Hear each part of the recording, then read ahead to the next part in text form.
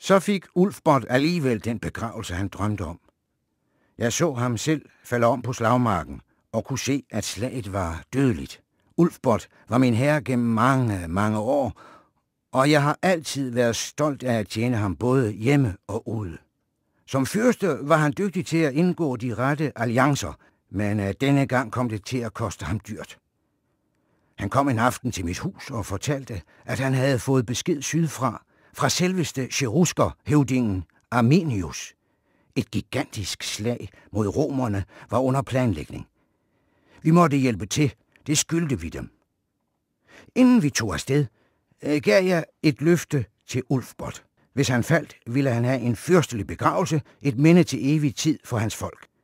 Selvom han aldrig sagde det direkte, har jeg altid haft ham mistænkt for at beundre romerne for deres magt, og ikke mindst deres måde at udstille den på.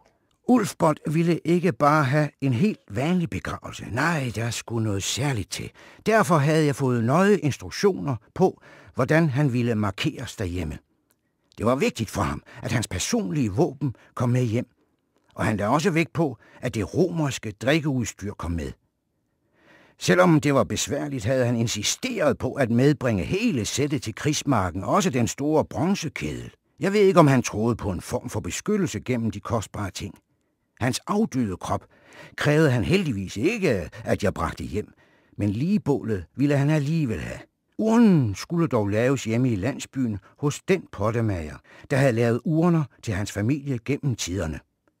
Til sidst skulle der bygges en enorm høj til evigt minde om hans storhed. Alt det lovede jeg, og det har jeg opfyldt.